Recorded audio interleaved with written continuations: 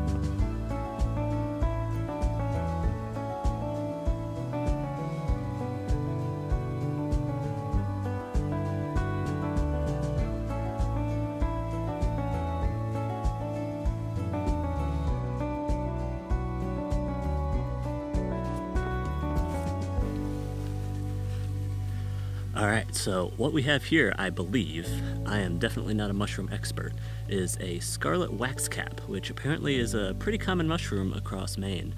But obviously has a really nice red cap that contrasts really nicely with all the mosses around here, so really cool find. Something I've been finding a lot of the last couple of years when I'm out in the woods is mushrooms. And I am definitely not a mushroom expert by any means, but they are very fun to photograph. And with all the wet weather we've been having the past couple of years, it's been some really good times for mushroom photography. So yeah, so far I've seen a couple different colors of coral fungus, a scarlet wax cap, and just a bunch of other assorted ones I haven't really been able to figure out yet, but oh, it's so fun just being able to find all these little pops of color on the forest floor.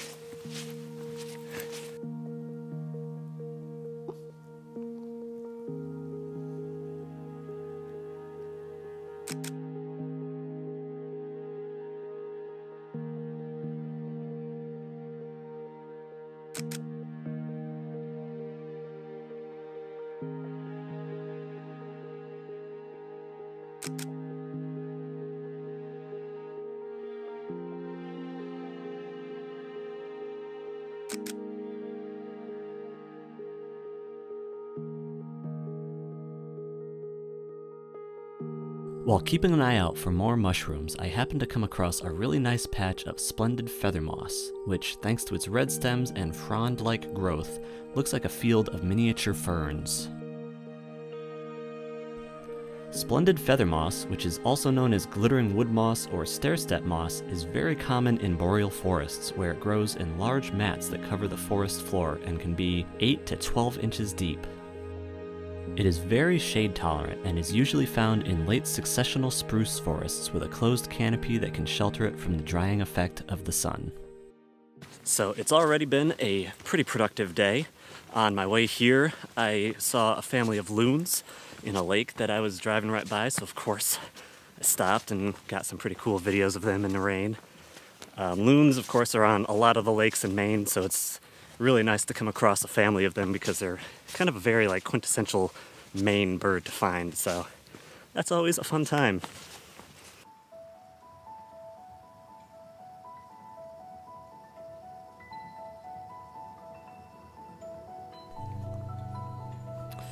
This loon chick is one of 2 being raised on this lake. At about 1 month of age, it's still mostly covered in downy feathers and has a lot of growing to do before it's ready to leave the lake in the fall.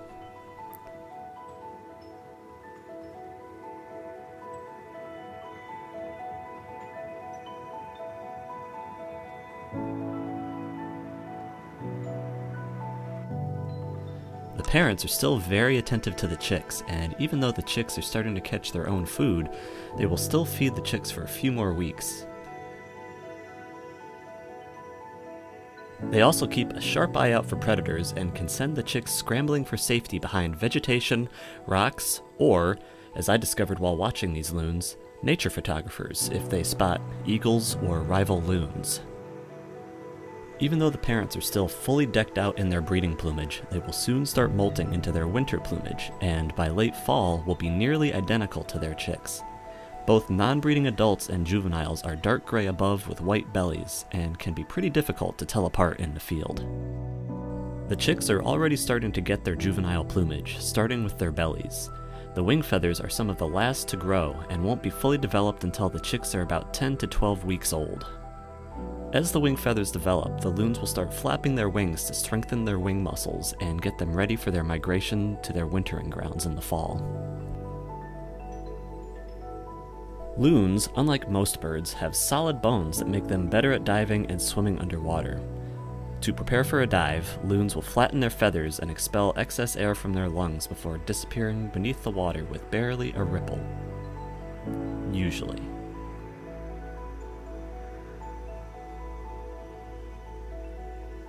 I enjoy any time I get to spend with a loon, but on this particular day, the rain falling on the water and the leaves, and the loons softly hooting to one another out on the water made for a very calming and relaxing experience.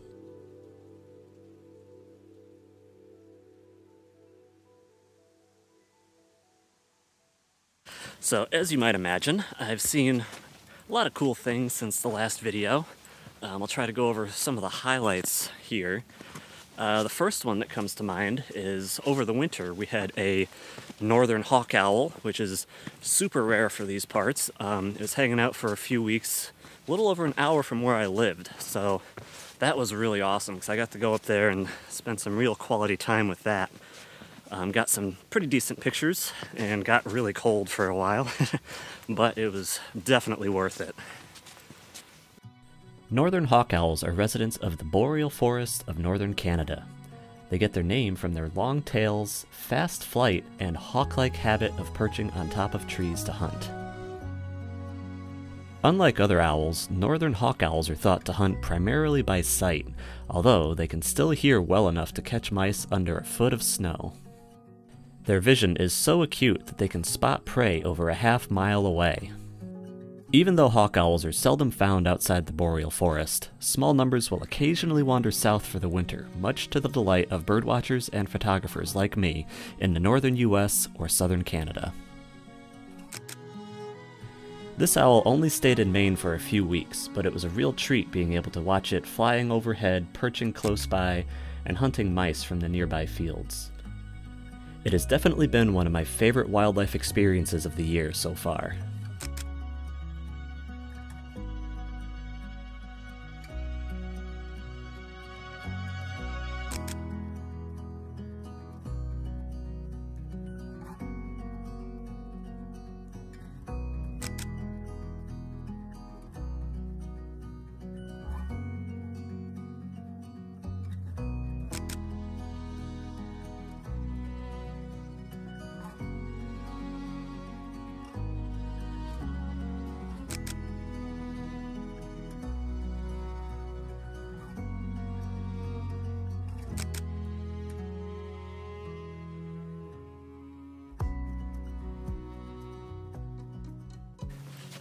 We also had a little thing called the total solar eclipse. I don't know if you heard about that.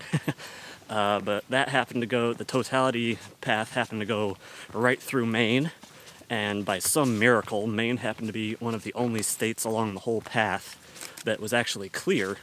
So I went to Flagstaff Lake out in western Maine and spent the afternoon out there and got some photos of the whole eclipse, which was just a really amazing experience.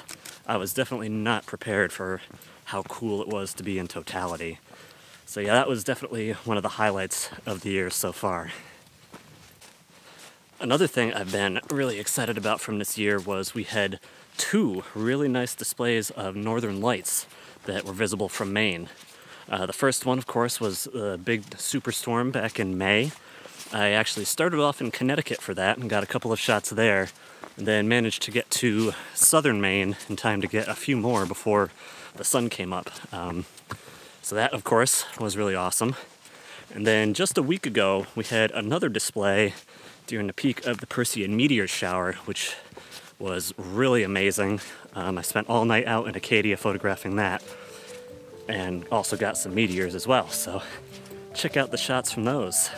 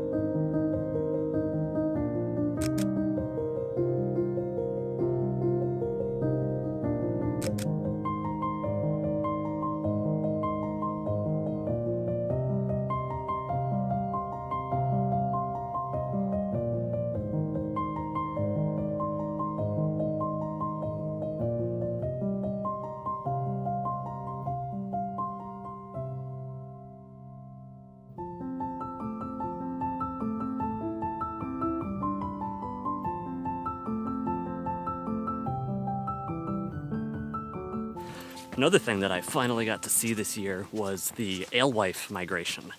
So alewives are a kind of fish, and normally they live out in the ocean, but when it comes time to breed, they travel upriver into freshwater ponds and lakes and breed there before heading back out to the ocean. So it's a really awesome thing to see because if you time it right, there's just thousands of fish in all these tiny little streams. So it just kind of looks like the streams are just chock full of fish. So I finally found a spot to go watch that, and that was super cool. It's really awesome just seeing that many fish in one small area. And of course the predators like the ospreys and the eagles were loving it. They were all over the place, so that was, that was awesome as well. But yeah, all in all, really cool spectacle. So check out some scenes from that. At first glance, it may not seem like much is going on beneath the surface of the water, but the occasional fin shows that all is not what it seems. Alewives, which are a kind of herring, are packed in tight as they make their way upstream.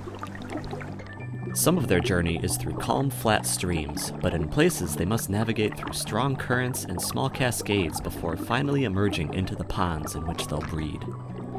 In the past, millions of alewives would make their way up Maine's rivers and streams to their breeding ponds until dams were constructed that blocked the alewives from passing. But recently, dam removal projects have opened these rivers to alewives once again.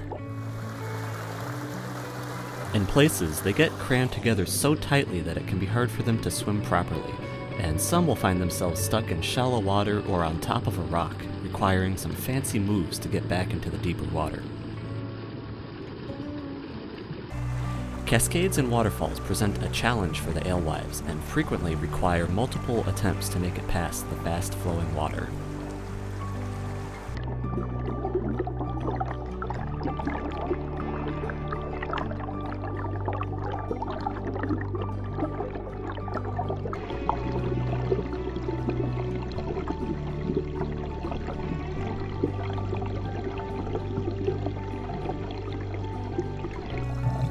Once those obstacles are cleared, they are finally in their breeding ponds.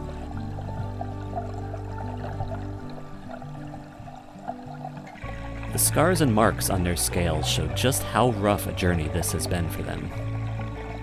But their troubles are still not over, because the predators that have been following them for their entire journey still circle overhead, waiting for a fish to stray too close to the surface.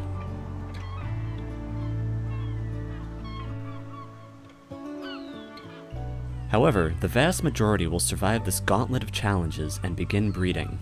Soon they will make the same journey in reverse, returning to their ocean home while the fertilized eggs they left behind hatch and begin a journey of their own. Well, I made it down to the first view of the coast just as some little showers ended, so that was really nice. The sun started peeking out for a moment and kind of lit up the whole bay, so it was a really nice view. It's been a little bit quiet for birds so far. I'm hoping that that's going to change a little bit now that I'm down here on the coast, or at the actual shore where I can see a little bit more. But we'll see. I've definitely found plenty of other cool things, though, with the mushrooms and all the moss and all that, so can't complain about that. But I would love to get another good bird experience today.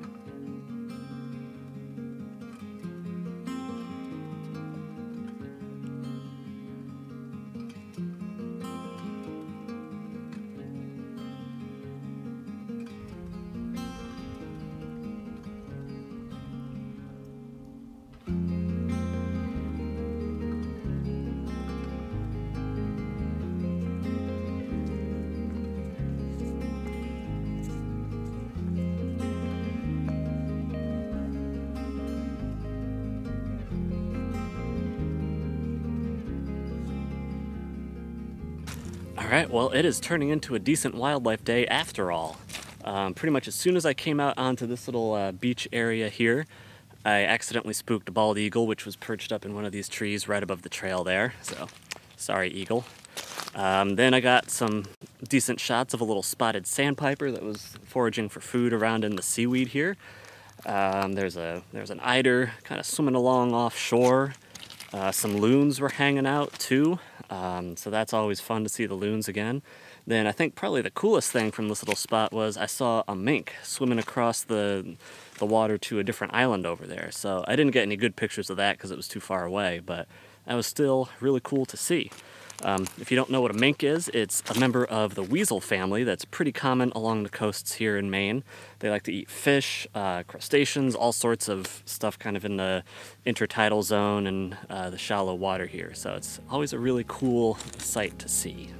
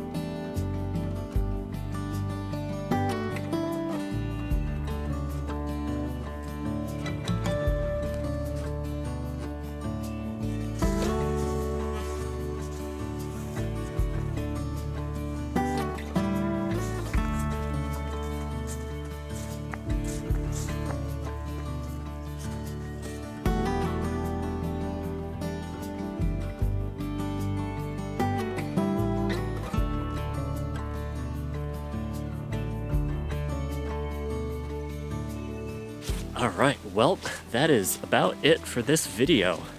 I had a blast walking through this forest. I never get tired of walking through these mossy forests here in Maine. And yeah, seeing the bald eagle and the mink and all those other things was just icing on the cake. So yeah, I'm gonna end it here. If you like this video, please give me a little thumbs up down at the bottom and subscribe if you'd like to see more videos like this. And in the meantime, thank you for watching, and I will see you in the next video. If I don't fall down this hill.